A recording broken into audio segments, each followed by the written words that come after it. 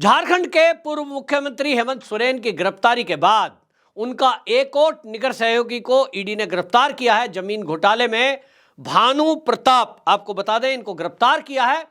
हेमंत सोरेन की मुश्किलें कम होने का नाम नहीं ले रही हैं, क्योंकि जो घोटाला है उस पर अब सुप्रीम कोर्ट ने भी हेमंत सोरेन को झटका देते हुए यह कह दिया कि पहले आप हाई कोर्ट जाइए।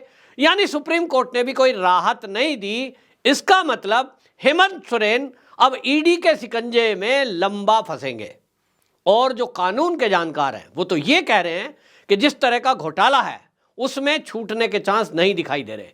दूसरी तरफ चंपई सोरेन को मुख्यमंत्री पद की शपथ दिला दी गई है, लेकिन डर देखिए झारखंड मुक्ति मोर्चा और कांग्रेस का कि अपने विधायकों पर भरोसा नहीं है और उन विधायकों को प्लेन से, चार्टर्ड प्लेन से ले जाकर के हैदराबाद में रखा गया है। इस सब मामले में नाटक नौटंकी ये देखिए कि भारतीय जनता पार्टी ने अभी तक ना तो कोई प्रस्ताव ऐसा पहले कोशिश की है कि भाई हम अपना सरकार बनाने का दावा कर रहे हैं, या उन्होंने ना ये कहा है कि हम कोई जोड़ तोड़ की बात कर रहे हैं, लेकिन अपने विधायकों पर भरोसा नहीं है। ये पहली बार देखने को आया। पूर्ण बहुमत में है, पूरी संख्या है, और उसके बाद भी इनको ये लग रहा है कि सरकार के जो अभी नए मुख्यमंत्री ने, चंपई सोरेन ने शपथ ली है, शायद वो जो है बहुमत सिद्ध नहीं कर पाएंगे। अब आपको बता दें 5 फरवरी को बहुमत सिद्ध होना है, लेकिन ये विधायक अब होटलों में ले जाकर के रखे गए हैं। बाकायदा कांग्रेस के मुख्यमंत्री, बाकी लोग वहां लगे हुए हैं किस तरह से जो है उनको संभाल कर रखना है। किसका खतरा है भाई? भारतीय जनता पार्टी तो बहुमत के आंकड़े से काफी दूर है। अगर कांग्रेस के और झारखंड मुक्ति मोर्चे के विधायक ये तय कर बैठेंगे हमको कहीं जाना नहीं है, हमको अपने गठबंधन में ही रहना है, तो भारतीय जनता पार्टी कैसे तोड़ सकती है? वैसे ही मीडिया में आने के लिए बयानबाजी, बीजेपी हमारी सरकार को जोड़ तोड़ कर रही है अपनी सरकार बनाने की। भाई उनका जो प्रदेश का अध्यक्ष है या बाकी लोग हैं वो केवल इसलिए बात करने गए क्योंकि आप जोड़ तोड़ की नीति पर चल रहे हैं, क्योंकि आपके विधायकों के अंदर आक्रोश है। सबसे पहला जो गुस्सा और नाराजगी देखने को मिला वो हेमंत सोरेन के भाई में मिला। भाई, भाभी और उनके अलावा 5 और विधायक जिस तरह से जो हेमंत सोरेन की पत्नी के नाम पर जो बैठक बुलाई गई थी उससे अनुपस्थित हुए, तो असहज कौन हुआ? गड़बड़ी कहां से हुई? झारखंड मुक्ति मोर्चे के अंदर से। दूसरी तरफ कांग्रेस में भी एक लॉबी ऐसी है जो इस तरह की सरकार को अब नहीं चलाना चाहती, जिनके ऊपर इस तरह के घोटालों के आरोप लगे हों कि सेना की जमीन बेच खाई। आप सोचिए कितना गंभीर मामला है कि एक मुख्यमंत्री पर यह आरोप लगते हैं कि सेना की जो जमीन थी कंडोमेंट एरिया में, फर्जी दस्तावेज से उस जमीन को बेच दिया गया। एक तो अपराध यह होता है कि भाई आप किसी का, आम आदमी का प्लॉट, खेत बेच लें, लेकिन सेना की जमीन जिसमें बदलाव करने की पावर किसी को भी नहीं है, सरकार को भी नहीं है कि सेना की कोई जमीन है, कोई सरकार संसद में, सदन में उसके लिए बाकायदा 2/3 बहुमत से अगर कोई नियम बनाकर, कहीं मान लीजिए कोई हवाई अड्डा बनना है, कोई रेलवे स्टेशन बनना है, कोई सड़क निकलनी है और सेना की जमीन की आवश्यकता है, तो कानून यह है कि संसद के दोनों सदनों में उसको बाकायदा उसके लिए प्रस्ताव रखना पड़ेगा और राज्यों की भी सहमति लेनी पड़ेगी, तब उसके बाद उस जमीन को आप सरकार यानी एक्वायर कर पाएगी।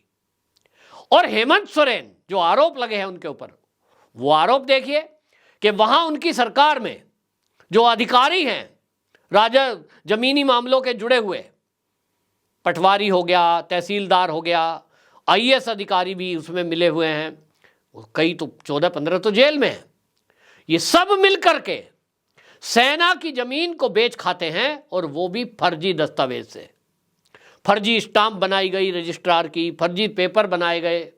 कितनी बड़ी बात है, ये तो गंभीर अपराध, और उसके साथ साथ ये राष्ट्रद्रोह भी है कि आप सेना की जमीन को अगर बेचते हैं, उस पर अतिक्रमण करते हैं, ये राष्ट्रद्रोह की श्रेणी में है और इसलिए गंभीर अपराध माना जा रहा है।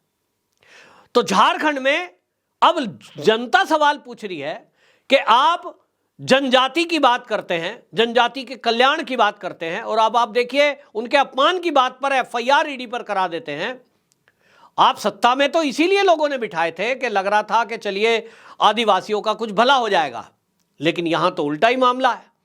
आप अपना राजसी ठाठ-बाट जीते हैं, नोट इकट्ठे कर रखे हैं, अरबों खरबों रुपए का आपने प्रॉपर्टियां बना ली, दिल्ली में प्रॉपर्टी, झारखंड में प्रॉपर्टी, और पता नहीं विदेश में भी होगी। अब तो ईडी बताएगी कि भाई क्या प्रॉपर्टी इन्होंने इकट्ठी की है।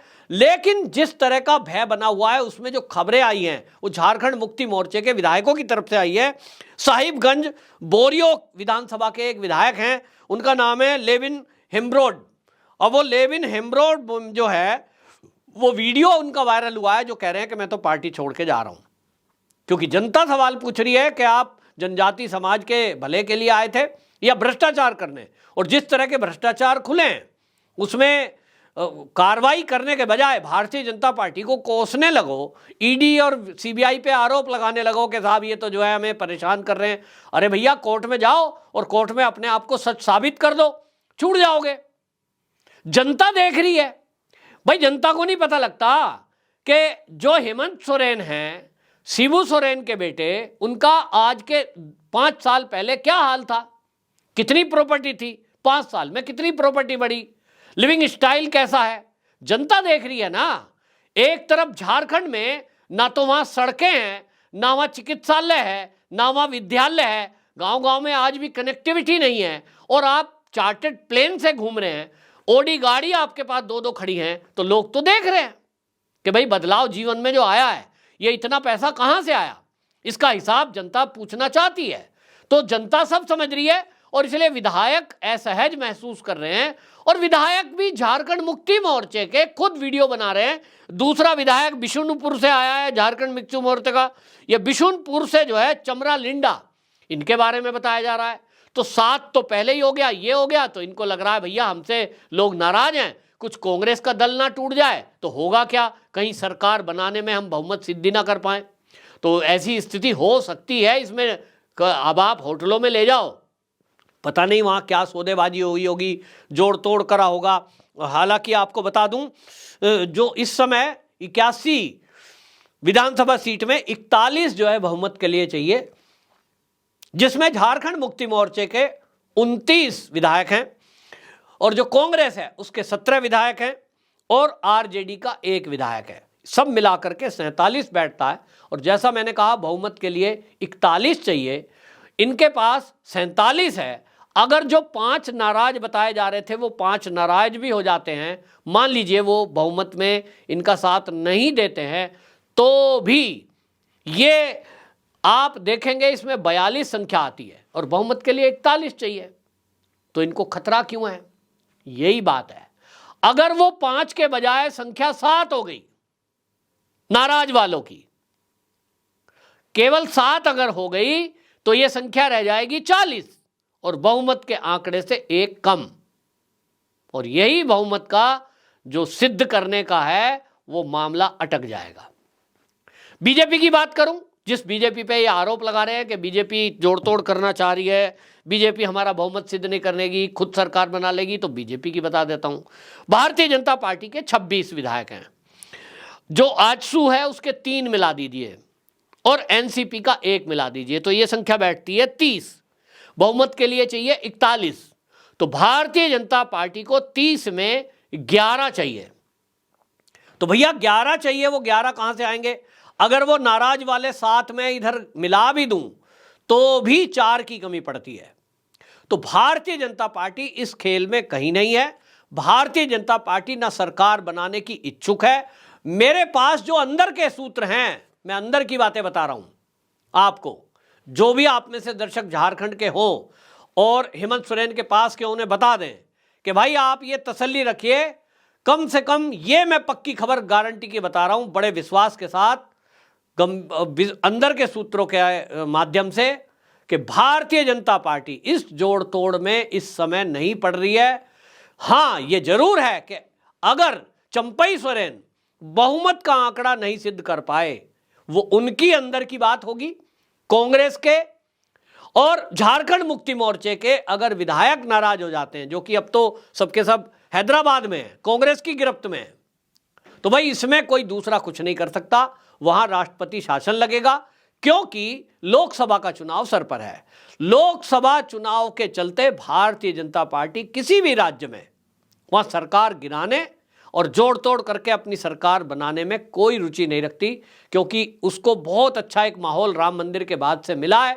पूर्ण बहुमत की सरकार लोकसभा की बनने जा रही है तीसरी बार, तो भारतीय जनता पार्टी उस माहौल को खराब नहीं करना चाहती कि उसके ऊपर आरोप लगे कि साहब हमारी सरकार गिरा दी।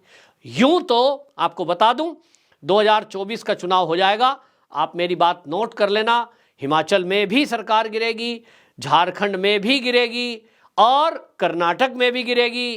तो ये आपको बता दें कि गिर सकती है दिल्ली में भी। तो ये अब टाइम ही आ गया उनका, 1 साल मुश्किल से बचा है। और आप देखें कि बिहार में भी जो फ्रेश चुनाव की बात चल रही है, लोकसभा चुनाव होने दीजिए, उसके बाद वहां भी सरकार गिर सकती है जैसा मुझे दिखाई दे रहा है। लेकिन 2024 के लोकसभा चुनाव तक भारतीय जनता पार्टी इन राज्यों में सरकार गिराने में कतई रुचि नहीं रखती, क्योंकि उसको एक स्वच्छ छवि रखते हुए लोकसभा चुनाव में उतरना है। वंदे मातरम।